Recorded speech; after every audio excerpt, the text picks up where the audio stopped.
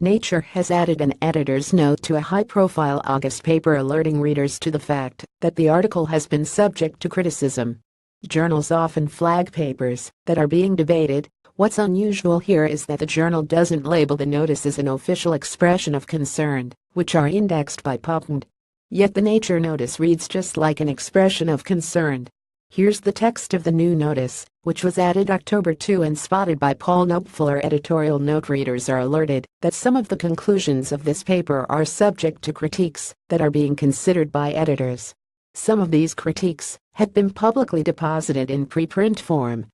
A further editorial response will follow the resolution of these issues.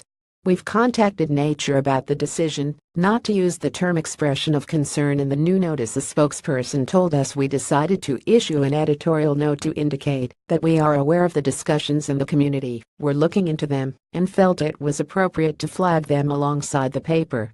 We did not feel we had enough information to issue a formal expression of concern, which could be added later, as could any other course of action, should they be deemed appropriate once we have better assessed the discussions.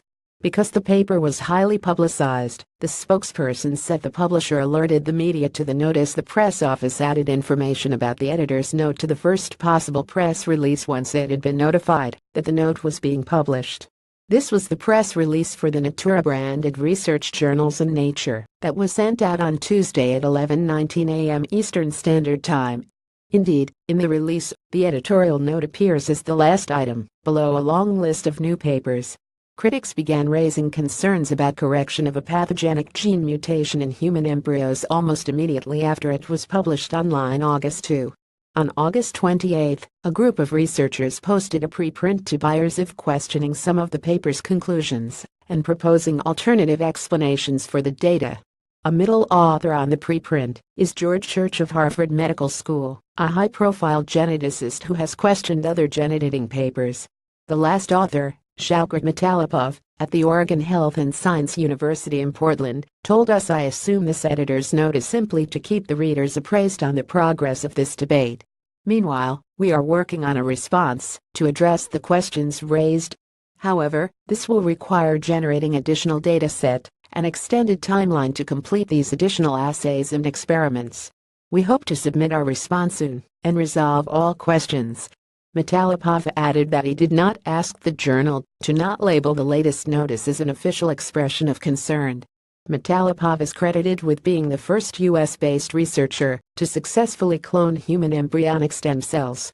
In 2013, a paper co-authored by Matalipov and Cell was subjected to extensive corrections.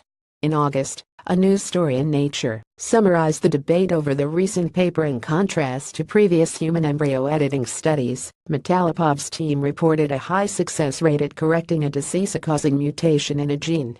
The team claimed that the CRISPR-Cas9 genome editing tool was able to replace a mutant version of the MYBPC3 gene carried by sperm with a normal copy from the egg cell, yielding an embryo with two normal copies. Matalipov's team also introduced a healthy version of the gene along with the CRISPR machinery, but they found that the corrected embryos had shunted for the maternal version. In their bioRxiv paper, outside researchers say that there is no plausible biological mechanism to explain how a genetic mutation in sperm could be corrected based on the egg's version of the gene. More likely, they say, Matalipov's team failed to actually fix the mutation and were misled into thinking they had by using an inadequate genetics assay.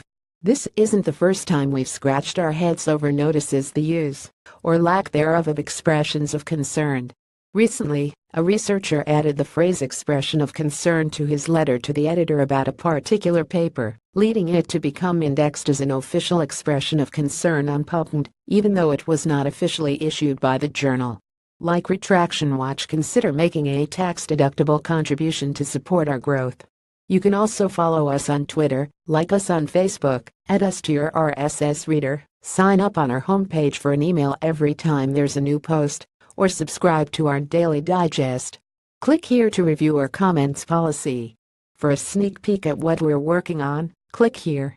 Related.